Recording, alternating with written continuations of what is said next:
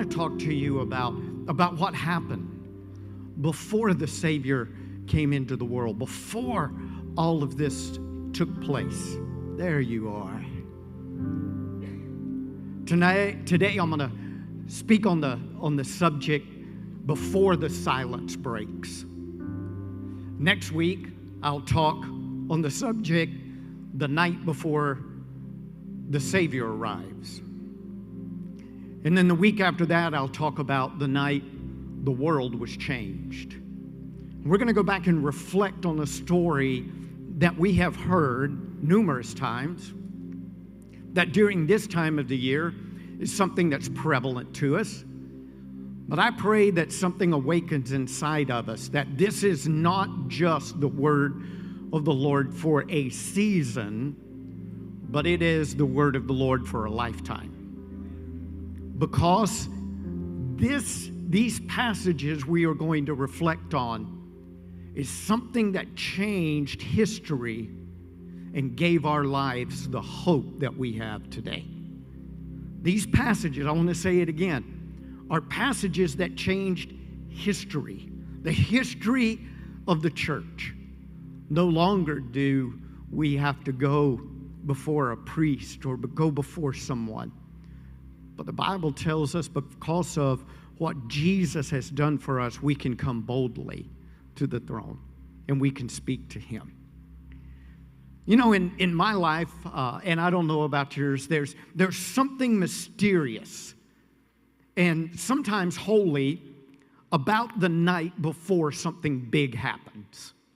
When you know something big is going to happen, there's something that captures you. You begin to think about things in the past. You begin to think about things in the present.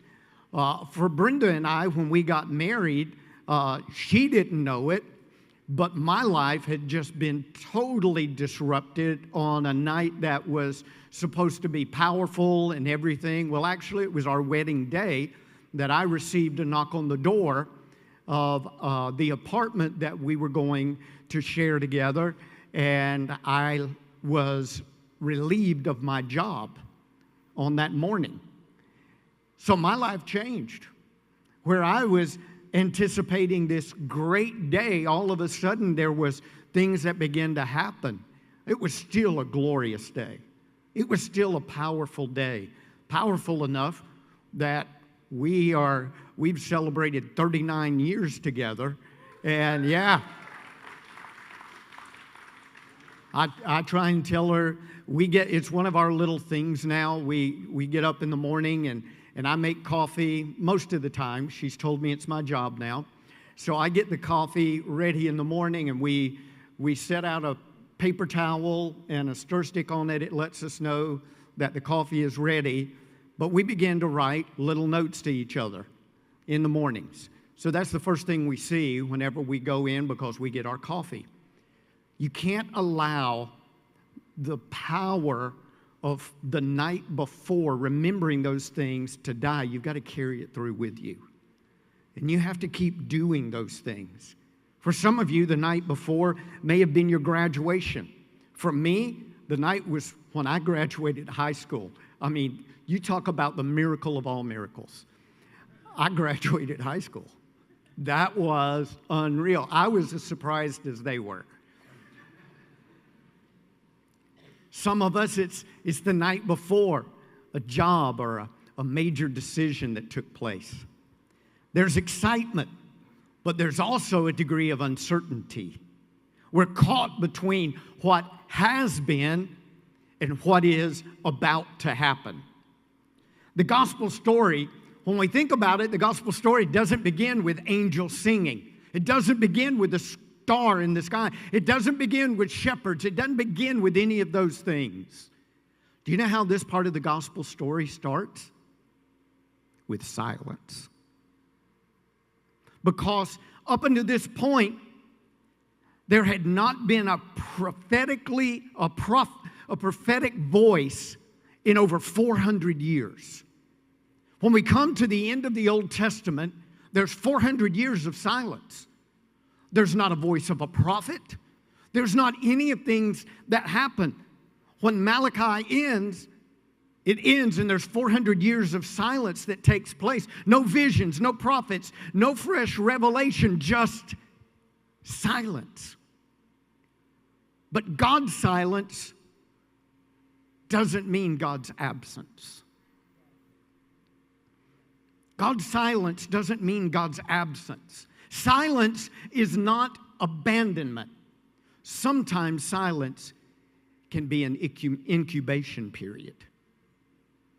It can be the period when something is transitioning. Luke chapter 1, verses 5 through 25, I will read today, says, in the days of Herod, the king of Judea, there was a priest named Zechariah of the division of Abijah. And he had a wife from the daughters of Aaron, and her name was Elizabeth.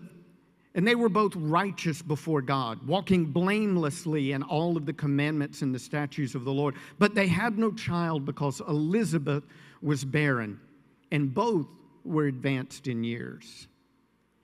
Now, while he was serving as a priest before God, when his division was on duty, according to the customs of the priesthood, he was chosen by a lot to enter the temple of the Lord and burn incense.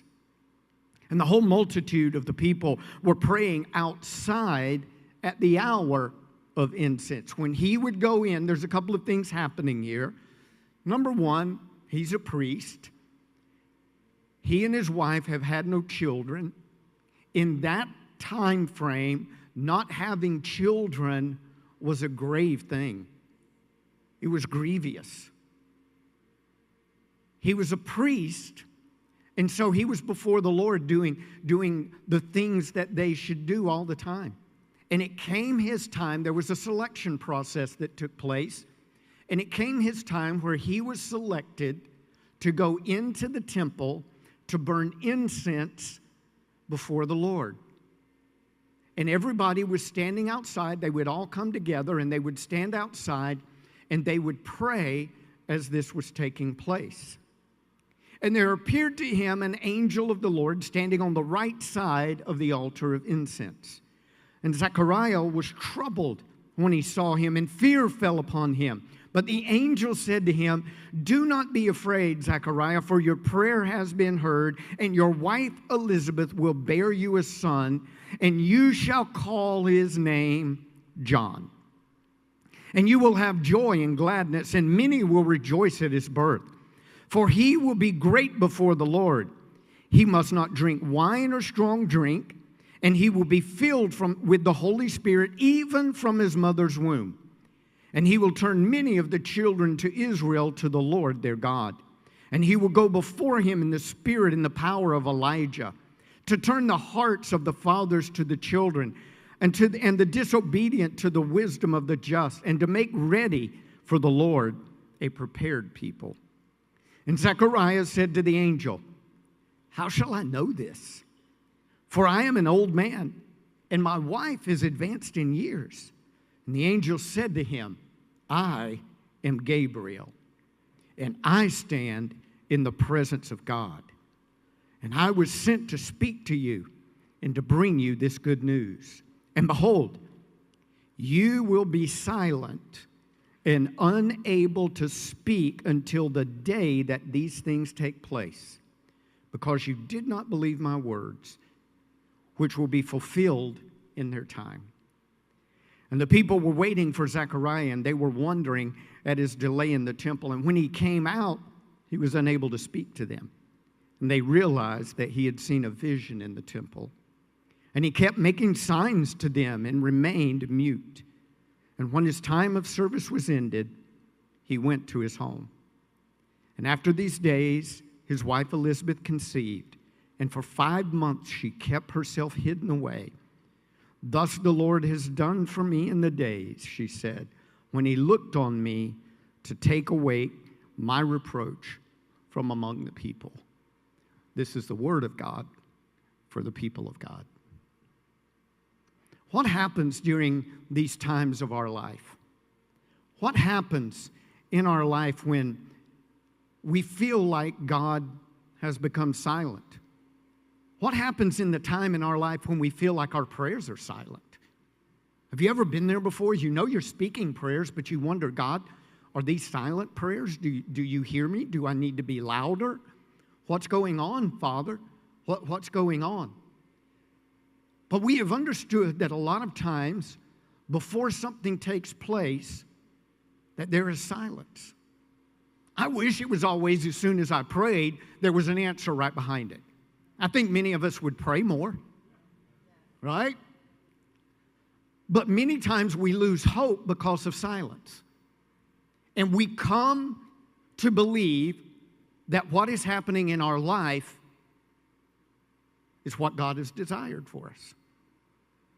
But I can tell you from my life that there have been times when God has been silent, but God was working.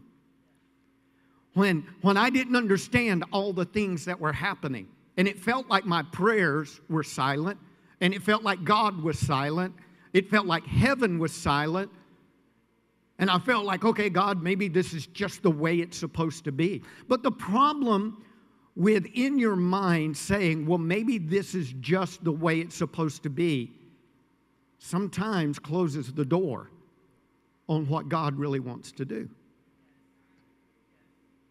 Sometimes, I'm going to say it again, saying, well, maybe this is just the way my life is supposed to be. You come to accept something that is really not God's promise. Because it's easier to settle than to push.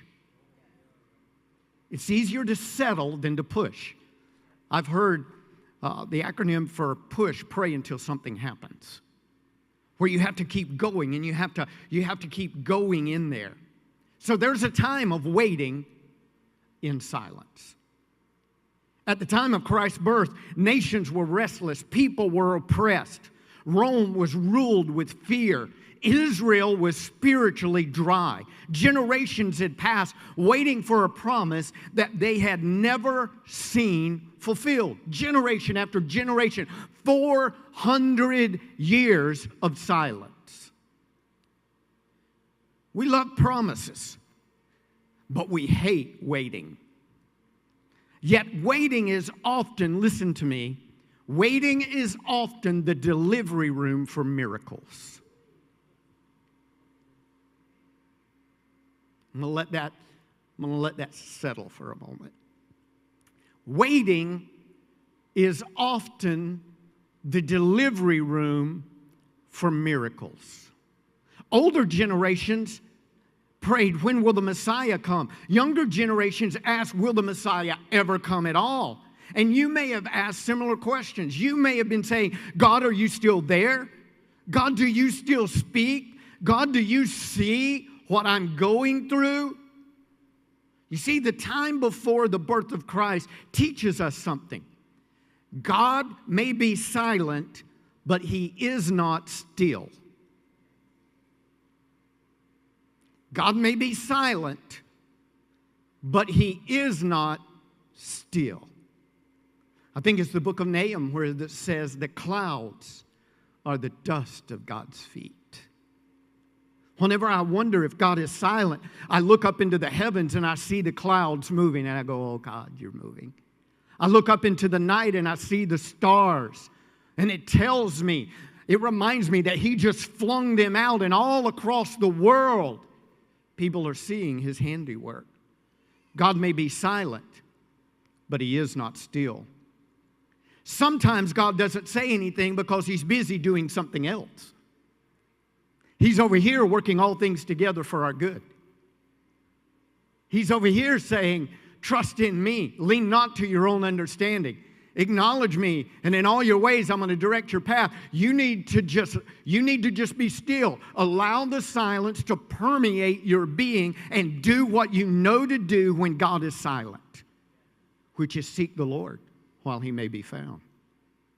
Get in His Word because it's a lamp and a light. You do what you know to do while God is doing what He needs to do. Sometimes God doesn't say anything because He's doing something else to get us where He needs us to be. So what do? We understand that sometimes we have to wait in silence. But what we need to do is just keep showing up. We need to keep showing up. Enter Zechariah, a priest. Not a superstar. He wasn't a celebrity. Just a faithful servant showing up every day. Just a faithful servant. His name was not plastered across marquees. No one wrote newspaper articles about Zechariah. No one did any of those things, but he kept showing up. And when the time came for him to go into the temple to offer up incense as praises to God, it's almost like God said, "Hey, Zach, I've been waiting for you." Gabriel began to speak, and he said, "I've just come from God, and I've got a message for you." You see, we have to keep showing up every day. He doesn't look back.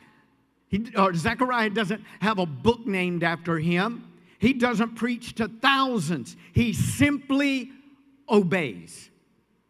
And when God finally decides to speak again, God doesn't appear like a king or a soldier or a scholar. He appears to a man who keeps serving God even when God felt distant. The text says that Zechariah was a righteous and blameless man, yet childless and disappointed. I wonder how many times he and Elizabeth had conversations. I wonder how many times Elizabeth would say, "Zechariah, I feel God has left us.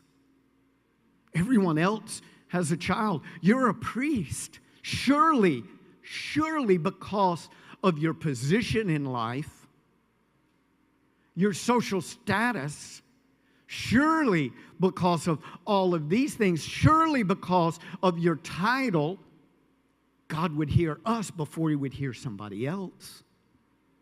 Maybe you felt like that. Maybe you felt like, "God, why are you taking care of those who it seems has everything, and I'm left here in a place of trying to figure it out?" You see, we don't understand all of this.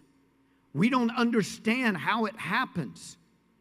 But we understand that life is disappointing at times. But we keep on showing up, even in the silence. Isn't it interesting? You can do everything right and still face pain. You can serve God faithfully and still feel forgotten. But faithfulness prepares us for an atmosphere of miracles. When I keep showing up, heaven notices. When I keep doing my part, God hears. James says, "Draw near to God, and he will draw near to you." It doesn't say he will draw near to you and then you draw near to him. It's the reverse of what we would think. Draw near to him and then he will draw near to you. You see, faithfulness on our part unleashes the miracles on God's part. Faithfulness is that atmosphere for miracles. Breakthrough rarely comes to those who quit early. It comes to those who worship while they're waiting. God meets us in our constant, consistent obedience. Here's a life lesson. When you can't see God's hand, keep doing what he's asked you to do. I love what Deborah said. You know, whenever my life changed, my husband died, I asked God, what do I do? And one of the things I love about Deborah is Deborah keeps showing up. When I said the Queen of Care, I look at Deborah like that. She kept showing up. She kept doing her part. If you want God to do his part, Continue to do your part. The third thing that I want you to see is that many times a miracle is announced in the shadows. What does that mean? In the shadows of the temple, as Zechariah was there, an angel appeared and he said, "Your prayer has been heard." Which prayer? I don't know, but it may have been the prayer that Zechariah quit praying years ago because disappointment had set in. But God hears you when you pray.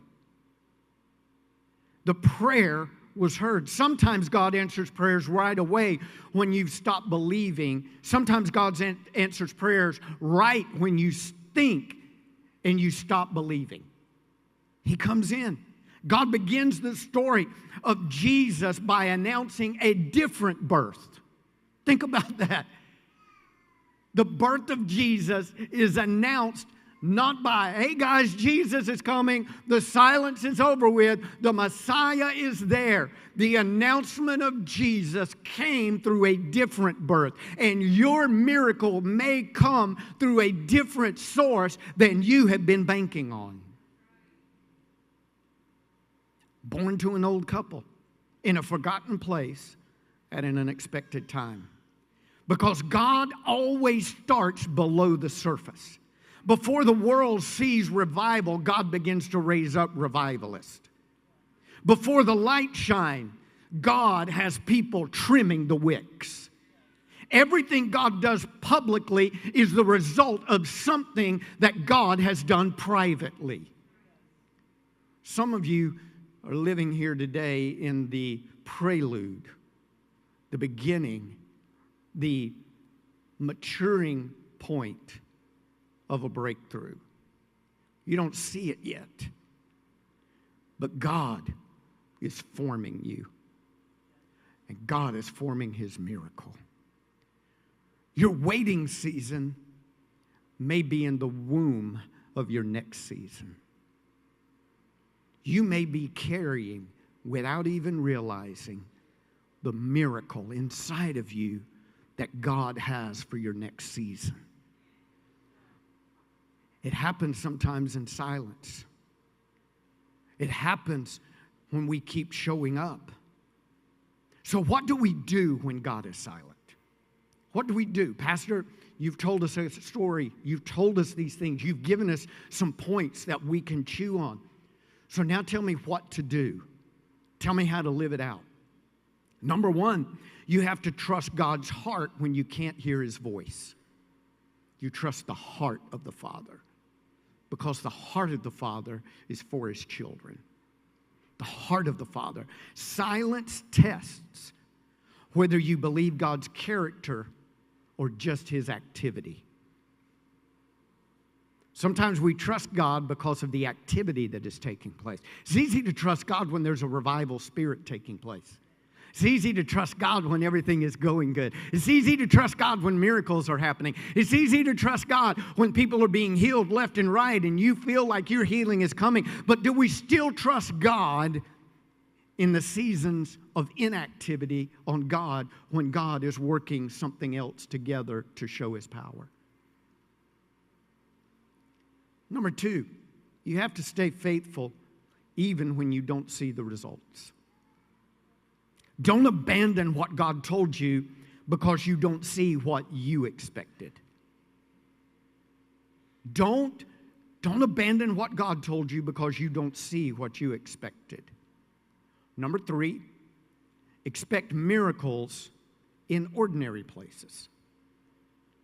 Sometimes we expect miracles to happen in other places. I know when there's been different revivals going on, people would chase those miracles. Can I tell you, the greatest miracles sometimes happen when you are by yourself with God. Can I say that again? Sometimes the greatest miracles in life happen when you are alone with God, by yourself. I love the excitement when miracles are happening on a corporate level, when God is moving on a corporate level. But do not hang your hat on just spiritual activity corporately. You must have spiritual activity privately. You've got to have that. Expect miracles in ordinary places. Lastly, one of our other points is still the point. You have to keep showing up. You have to keep praying. You have to keep worshiping. You have to keep serving. You have to keep believing. Because you don't know if today is the day that God breaks His silence. Today could be the day that God breaks His silence. And if it isn't today, there's always tomorrow. Because when we least expect it, God shows up. And what we don't realize is He was always there. He says, I will never leave you. I will never forsake you. I will be with you to the very end. You may feel like your end is right here. You may feel like you're in that time and you're like, is silence ever going to break? Today could be the day. You see, before the cry of a newborn rang out in Bethlehem, God spoke to a priest in the shadows. The silence didn't mean that God had forgotten. It meant that God was preparing. And when the silence broke, the message was, I see you, I hear you, and I will answer you. Jesus didn't come because humanity had it all together. He didn't come because we were perfect. He came because we didn't have it all together. You may think, well, when I get it all together, God's going to show up. Everybody listen to me. Ain't going to happen. So you have to allow God to show up when you don't have it all together. I'm coming. I hear you. I see you. He didn't come because we earned it. He came because we needed Him. The season before Christ's birth reminds us God steps into human darkness with spiritual light. God steps in to depravity with miracles. God steps into hopelessness with hope. God steps into when you've been betrayed by others. God steps in and says, don't worry about my voice, their voice. My voice is louder than their voice. And if God be for you, who can be against you? There's a hymn that I love. During times of silence in my life, I've asked God for clarity. I've asked God for a voice, and there's sometimes still been silence. So I have to go back and I have to renew the foundation. Over the next couple of weeks, we will be going back and we will be pulling some songs that I learned early in life. They're out of a redback hymn book. Yours may be red, blue, purple, yellow, or green. But there's stories in there of people who have done miraculous things and lived through difficult things. And some of those hymns are foundational to our faith today. Today, we will worship the Lord with the old hymn, It Is Well With My Soul. In God's silence, He is still speaking. And I have to remember, even though it may not be well on the exterior, it is well with my soul.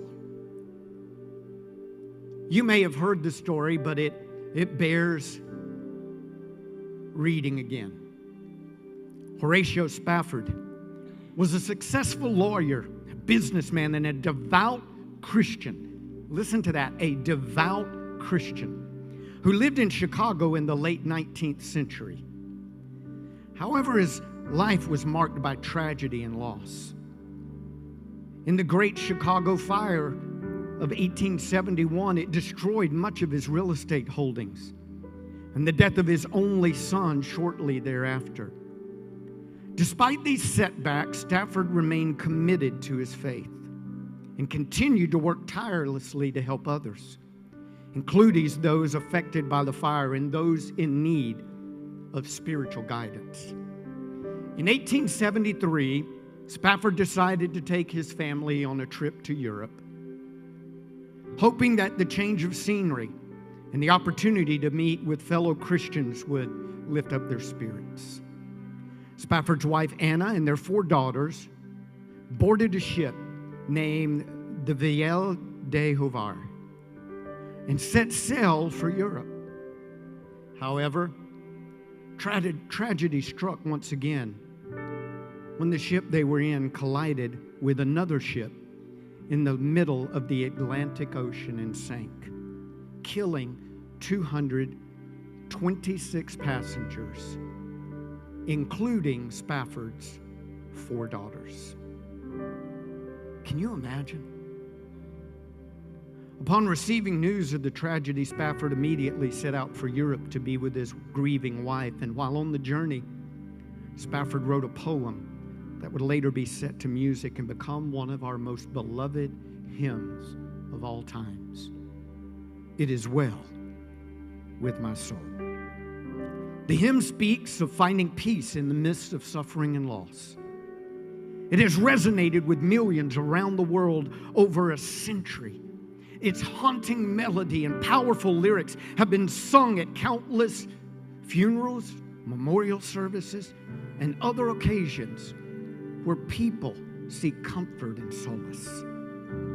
The lyrics of It Is Well With My Soul were inspired by Spafford's own personal tragedy and his unwavering faith in God. The verse reads, "When peace like a river attendeth my way, when sorrows like sea billows roll, whatever my lot, thou hast taught me to say, it is well with my soul." See, what many do not realize, that verse was penned when the ship got to a place where they believed that the ship had gone down, and they stopped. And it brings realization. When peace like a river attendeth my soul, when sea billows roll. You see, though Satan is going to come against you and buffet you, though trials are going to come, let the assurance that Christ is in control be your melody. It is well with my soul quickly became a popular hymn in churches around the world, and it continues today to be a source of comfort and inspiration for people of all faiths. It's timeless.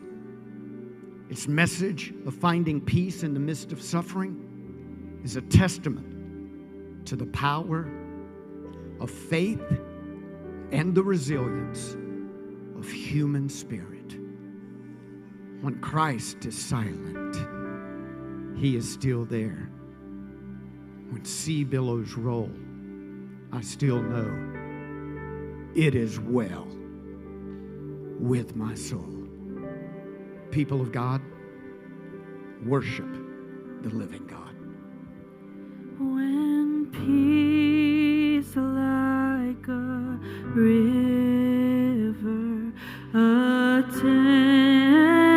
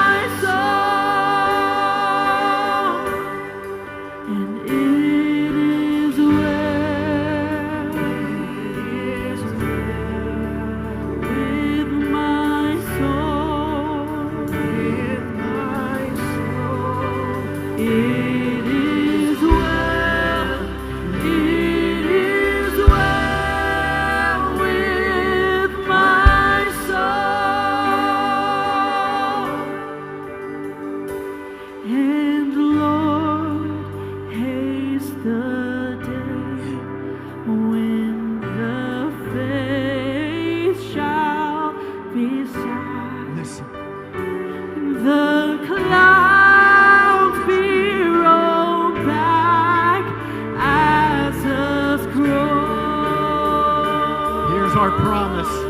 Here's our promise. The trump shall resound, and my land shall descend. Even so, it is well with my soul. It is well with my soul. With my soul. It is well. It is well with my soul. It is well with my soul. With my soul. And it is well. It is well with my soul. It is well. It is well with my soul. The night before the birth of Christ wasn't empty. It was pregnant with purpose. So today, your life is the same way. Zechariah thought silence was forever. But in the shadows, in his worship, in his keeping to show up, an angel showed up.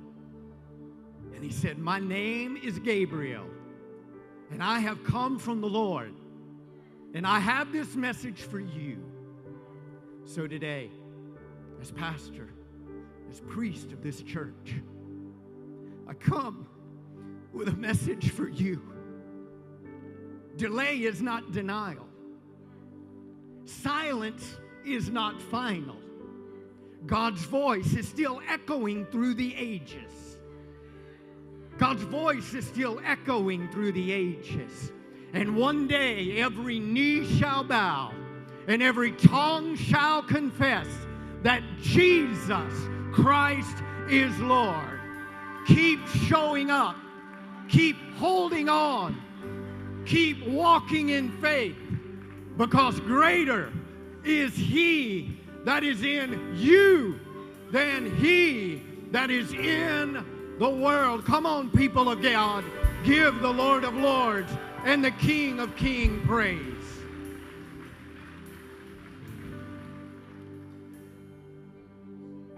The night before the dawn always feels the darkest, but morning always comes. The night before the dawn always feels the darkest, but morning always comes. Come on, can we just, come on, just worship the Lord for just a moment. I just feel His presence in this place. Silence is not abandonment.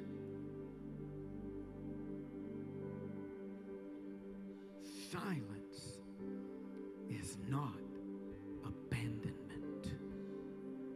God is moving. God is moving. God is moving. Some of you just need to lift your hands and say, God, I believe you're still moving. Come on. God, I believe you're still moving. I believe, Lord. I believe.